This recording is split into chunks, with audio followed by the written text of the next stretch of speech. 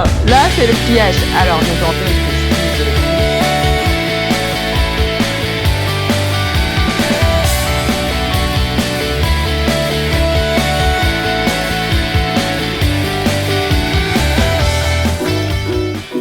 Sautier, il était sur la distance. Et ça fonctionne. Donc il faut plier le papier. On voit que si on s'assoit dessus, elle est beaucoup plus résistante.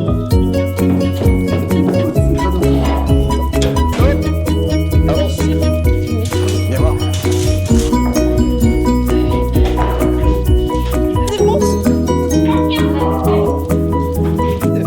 En fait, c'est la distance entre le dessous et le dessus. Les carrés sont comment?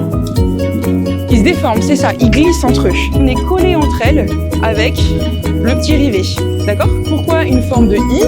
En fait, l'importance pour que le pont il soit rigide, bah là c'est plus raide. On a augmenté l'inertie. Là, on va voir comment on rivet un pont.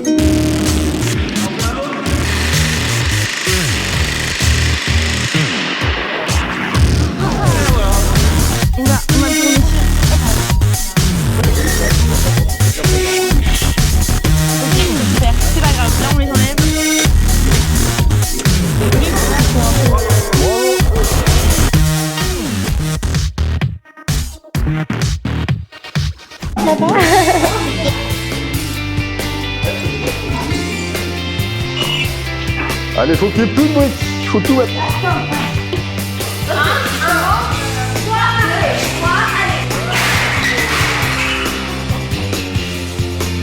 alors, vas-y, pliez avec moi. Ça, tu le plies comme ça. Bravo. Et après les coups, fais-le là. Fais-le là. Vas-y. Et tu pousses. Allez, écraser les enfants. Écraser comme ça. Et après, vas-y. Ah, oui.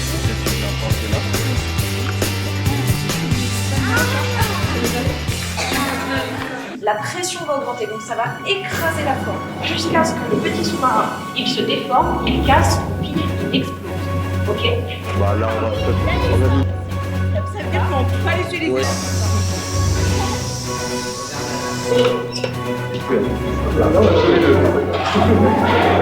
Le but, c'est pas d'aller vite, c'est d'aller jusqu'au bout. Elle est là, mais on n'a pas.